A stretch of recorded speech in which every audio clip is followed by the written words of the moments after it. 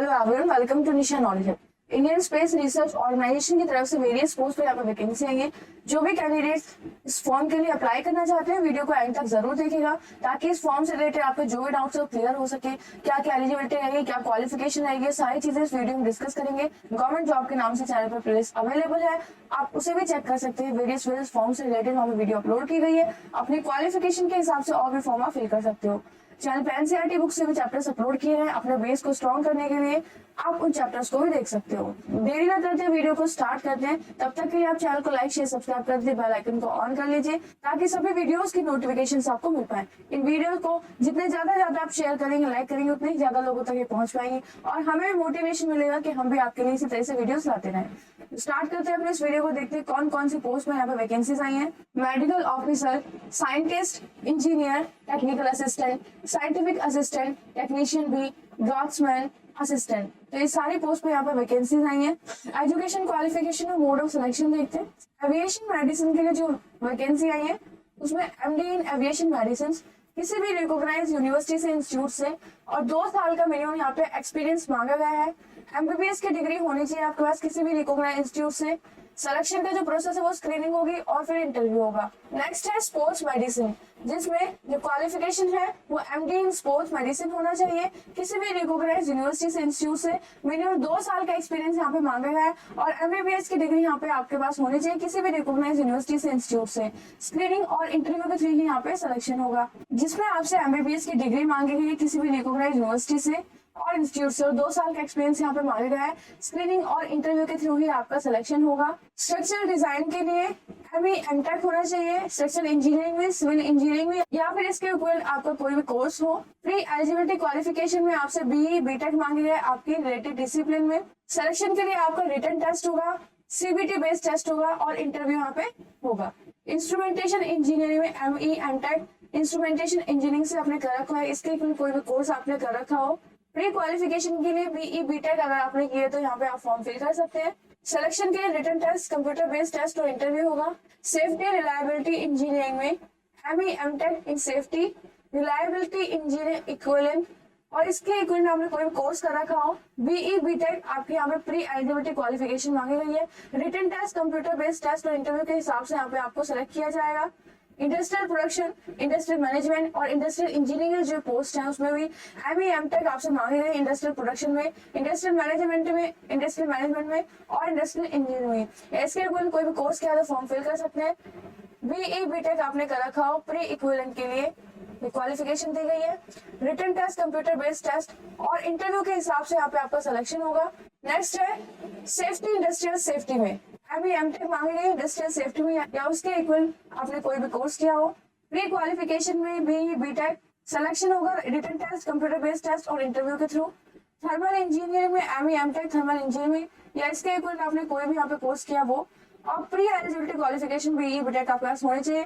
Written test, computer based test और interview के हिसाब से यहाँ पे सिलेक्ट किया जाएगा। टोटल 12 वैकेंसीज में 3 वैकेंसीज यहाँ पे पीडब्ल्यूबीडी कैंडिडेट्स के लिए रिजर्व की गई है, तो सभी कैटेगरी के कैंडिडेट्स यहाँ पे फॉर्म फिल कर सकते हैं। सभी कास्ट के सभी रिजर्व कैटेगरी कैंडिडेट्स यहाँ पे फॉर्म फिल करेंगे। उनके पास उनके रिलेटेड कास्ट सर्टिफिकेट होने चाहिए। ईडब्ल्यूएस के कैंडिडेट्स के पास उनके फाइनेंशियल ईयर का सर्टिफिकेट होना चाहिए एक्स सर्विसमैन के हिसाब से। नेक्स्ट है मैकेनिकल के लिए जो यहाँ पे वैकेंसी आई है, इसमें फर्स्ट क्लास डिप्लोमा होना चाहिए आपके पास मैकेनिकल इंजीनियरिंग किसी भी रिकॉग्नाइज्ड बोर्ड से। रिटन टेस्ट होगा, उसके बाद स्किल टेस्ट होगा, तब यहाँ पे सिलेक्ट किया जाएगा। सारी वैकेंसीज को यहाँ पे सेग्रीगेट किया हुआ है। इलेक्ट्रॉनिक्स के यहाँ पे 11 वैकेंसी, जिसमें फर्स्ट क्लास डिप्लोमा मांगा है इलेक्ट्रॉनिक इंजीनियरिंग में। रिटन टेस्ट होगा, फिर स्किल टेस्ट होगा, तब आपको सिलेक्ट किया जाएगा। इलेक्ट्रिकल में डिप्लोमा मांगा है, फर्स्ट क्लास इलेक्ट्रिकल इंजीनियरिंग किसी भी रिकॉग्नाइज्ड स्टेट से। सिलेक्शन का प्रोसेस सेम ही रहेगा। फोटोग्राफी और सिनेमेटोग्राफी में आपके पास डिप्लोमा होना चाहिए, दोनों ही रिलेटेड ट्रेड से। किसी भी रिकॉग्नाइज्ड स्टेट बोर्ड से आपने कर रखा हो तो आप फॉर्म फिल कर सकते हैं। सिलेक्शन प्रोसेस सेम होगा। माइक्रोबायोलॉजी में जो यहाँ पे पोस्ट है उसमें आपने फर्स्ट क्लास बीएससी कर रखी हो माइक्रोबायोलॉजी से, तो आप यहाँ पे फॉर्म फिल कर सकते हैं किसी भी रिकॉग्नाइज्ड यूनिवर्सिटी से, इंस्टीट्यूट से। रिटन टेस्ट होगा, स्किल टेस्ट होगा, उसके बाद यहाँ पे सिलेक्शन होगा। फिटर के लिए जो 22 वैकेंसी है उसमें आपके पास एसएसएलसी एसएससी का मैट्रिकुलेशन पास प्लस आईटीआई एनटीसी और एनएसए फिटर ट्रेड में आपके पास हो तो आप यहाँ पे फॉर्म फिल कर सकते हैं। यहाँ पे रिटन टेस्ट होगा और स्किल टेस्ट होगा, फिर यहाँ पे आपको सिलेक्ट किया जाएगा। इलेक्ट्रॉनिक मैकेनिक के लिए जो 12 वैकेंसी है उसमें भी सेम एसएसएलसी एसएससी मैट्रिकुलेशन पास कर रखी हो, आईटीआई कर रखी हो आपने, एनटीसी एनएससी कर रखी हो अपने इलेक्ट्रॉनिक मैकेनिक में एनसीवीटी के थ्रू, तो आप यहाँ पे फॉर्म फिल कर सकते हैं। एसी एंड रेफ्रिजरेशन में जो एक वैकेंसी है उसमें सेम यहाँ पे आपका क्वालिफिकेशन मांग रही है, लेकिन यहाँ पे जो आपका रिलेटेड ट्रेड है वो एसी और रेफ्रिजरेशन ट्रेड होना चाहिए एनसीवीटी के थ्रू, तो यहाँ पे आप फॉर्म फिल कर सकते हैं। वेल्डर, मशीनिस्ट और इलेक्ट्रिकल सभी के लिए सेम एजुकेशन क्वालिफिकेशन है, लेकिन उनका रिलेटेड जो ट्रेड है वो चेंज हो जाएगा, जैसे वेल्डर ट्रेड और मशीनिस्ट ट्रेड, इलेक्ट्रिकल ट्रेड। और सिलेक्शन का प्रोसेस भी यहाँ पे सेम है, रिटन टेस्ट होगा, स्किल टेस्ट होगा, आपकी करिकुलम बेस्ड एक्टिविटीज है। टर्नर और ग्राइंडर के लिए भी यहाँ पे सेम क्वालिफिकेशन है, जिसमें आईटीआई होना चाहिए आपके पास, एसएसएलसी एसएससी मैट्रिकुलेशन पास कर रखी हो। ट्रेड यहाँ पे चेंज हो जाएगी। नेक्स्ट, जो ड्राफ्ट्समैन मैकेनिकल के लिए 9 वैकेंसीज यहाँ पे है, उसमें एसएसएलसी एसएससी मैट्रिकुलेशन पास होनी चाहिए, ITI NTC NSC draughtsman mechanical trade से एनसीवीटी के थ्रू। रिटन टेस्ट होगा, स्किल टेस्ट होगा, उसके बाद यहाँ पे आपको सेलेक्ट किया जाएगा। ड्राफ्ट्समैन सिविल के लिए भी यहाँ पे सेम क्वालिफिकेशन है, लेकिन उसका फिर ट्रेड चेंज हो जाएगा। ड्राफ्ट्समैन सिविल ट्रेड में एनसीवीटी के थ्रू रिटन टेस्ट होगा, स्किल टेस्ट होगा, उसके बाद यहाँ पे आपको सेलेक्ट किया जाएगा। जितने भी ये 56 वैकेंसीज है ऊपर, उनमें से 5 वैकेंसी यहाँ पे एक्स सर्विसमैन के लिए रिजर्व की गई है, तो एक्स सर्विसमैन यहाँ पे फॉर्म फिल कर सकते हैं, उनके पास अपने सर्विस से रिलेटेड सर्टिफिकेट्स यहाँ पे मांगे जाएंगे। असिस्टेंट राज्यसभा के लिए जो वैकेंसी है उसमें ग्रेजुएशन आपने कर रखी हो, मिनिमम 60% मार्क्स आपने अचीव कर रखे हो, या सीजीपी के हिसाब से 6.32 10 पॉइंट स्केल में से रिटन टेस्ट होगा और स्किल टेस्ट होगा, फिर यहाँ पे आप सेलेक्ट हो जाएंगे।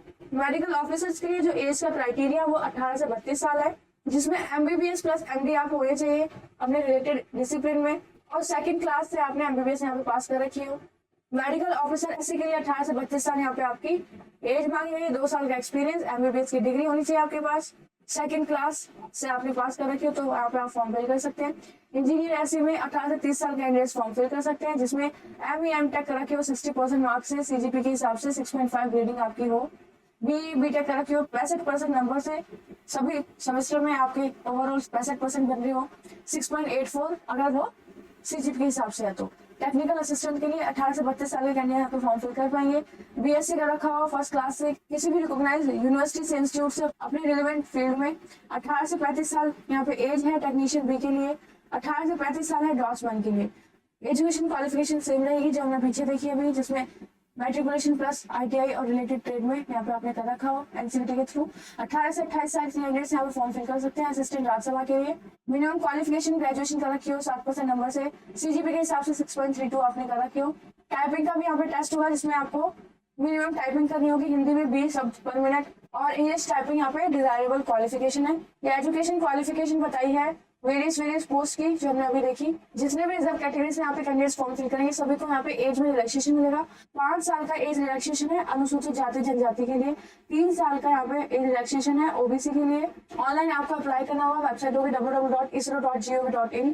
डॉक्यूमेंट्स भी आपको ऑनलाइन ही यहाँ पे स्कैन करके लगाने होंगे। फॉर्म की फी यहाँ पे 750 रुपए है, जिसमें 250 रुपए आपके नॉन रिफंडेबल है, और जितने कैंडिडेट्स यहाँ पे रिटन एग्जाम का टेस्ट देंगे उन्हीं को ये फीस वापस होगी।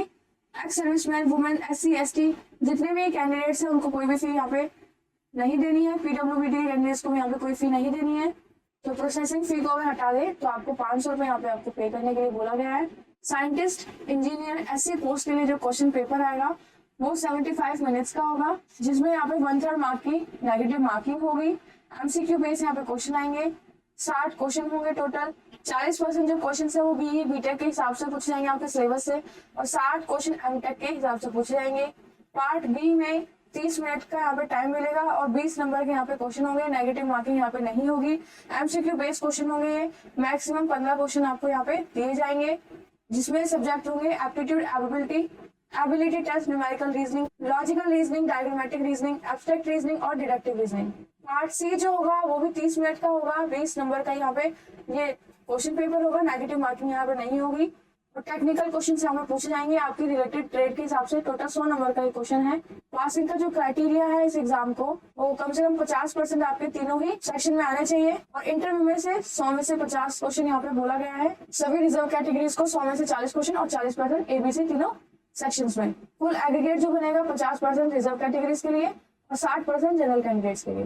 1:5 का यहाँ पे मार्क्स दिए जाएंगे रिटर्न एग्जाम और इंटरव्यू के एग्जाम के हिसाब से, जो शॉर्टलिस्ट किए जाएंगे कैंडिडेट्स को उसमें। नेक्स्ट, ड्राफ्ट्समैन असिस्टेंट कैटेगरी के लिए जो एग्जाम होगा वो 100 नंबर का होगा। 90 मिनट में 80 क्वेश्चन यहाँ पे आएंगे। 1/3 मार्क की यहाँ पे नेगेटिव मार्किंग की जाएगी। पास का क्राइटेरिया जो है वो 80 में से 32 नंबर आने चाहिए अनरिजर्व कैंडिडेट्स के, और 80 में से 24 आने चाहिए रिजर्व कैटेगरी से। तो 40 और 100 नंबर यहाँ पे स्किल टेस्ट के लिए बोला है, कम से कम अनरिजर्व और रिजर्व कैटेगरीज के लिए। सिलेबस यहाँ पे मेंशन है रिटन एग्जाम का सभी कैटेगरीज के लिए, सभी पोस्ट के लिए स्किल टेस्ट होगा, वो भी यहाँ पे सब मेंशन है। 10th क्लास की मार्कशीट आपको लगानी होगी, अगर आपके पास डेट ऑफ बर्थ नहीं, अगर आपके पास बर्थ सर्टिफिकेट नहीं है तो। असिस्टेंट राज्यसभा में जो रिटन एग्जाम होगा 120 मिनट का होगा, 200 नंबर आएंगे, 0.25 की नेगेटिव मार्किंग होगी। 50 क्वेश्चन आएंगे हिंदी लैंग्वेज से, ग्रामर के, 50 क्वेश्चन जनरल इंग्लिश से, और बाकी जो 50 क्वेश्चन है उसमें क्वांटिटेटिव एप्टीट्यूड और जनरल नॉलेज के क्वेश्चन आएंगे। पार्ट डी में जनरल इंटेलिजेंस और रीजनिंग के क्वेश्चन आएंगे। क्वालिफाइंग मार्क्स 50% है ABCD चारों पार्ट में। 40% मार्क्स आपके आने चाहिए अगर आप रिजर्व कैटेगरी से बिलोंग करते हैं तो। स्किल टेस्ट यहाँ पे मेंशन है, तो उसके 1:5 के हिसाब से मार्क्स को ऐड किया जाएगा। स्किल टेस्ट में आपकी कंप्यूटर लिटरेसी टेस्ट होगा, हिंदी टाइपिंग टेस्ट होगा, पासिंग क्राइटेरिया रहेगा 60% नंबर आपके होने चाहिए अनरिजर्व कैटेगरी से, और रिजर्व कैटेगरी से 50%। हिंदी टाइपिंग में 5 गलतियों को, 5 मिस्टेक्स को यहाँ पे छूट है अनारक्षित वर्ग के लिए, और जो आरक्षित वर्ग है जो रिजर्व कैटेगरीज है उनके लिए 8 मैक्सिमम गलती की छूट है यहाँ पे। रिटन एग्जाम की बेसिस पे आपने जो स्किल टेस्ट में और रिटन एग्जाम में आपने क्वालिफाई कर लिया है, जो नंबर है उसके हिसाब से यहाँ पे फाइनल सिलेक्शन होगा। सेंटर से यहाँ पे मेंशन है, तो अपने प्रेफरेंस के हिसाब से सेंटर को फिल कीजिएगा। पूरी लिस्ट आपको यहाँ पे दी गई है, जब भी आप फॉर्म फिल करेंगे तो आपको ये शो हो जाएगी। PWBD कैंडिडेट्स, EWS के कैंडिडेट जितने भी उन सभी के लिए यहाँ पे बेंचमार्क्स मेंशन है कि किस हिसाब से उनके सर्टिफिकेट्स होने चाहिए, कौन कौन यहाँ पे अलाउ है। ऑनलाइन रजिस्ट्रेशन की जो डेट है वो 19 सितंबर 2024 से स्टार्ट होके 9 अक्टूबर 2024 तक ये फॉर्म फिल किए जाएंगे, तो आप जल्दी से इस फॉर्म को फिल कर लीजिए। तो इस फॉर्म से हमने इस जॉब के बारे में सारी चीजें देखी। नेक्स्ट जॉब में, नेक्स्ट फॉर्म में, नेक्स्ट वीडियो में फिर से मिलेंगे। तब तक के चैनल को लाइक शेयर सब्सक्राइब कर लीजिए, बेल आइकन को ऑन कर लीजिए ताकि आगे आने वाली वीडियोस की नोटिफिकेशन आपको मिल पाए। All the best and thank you.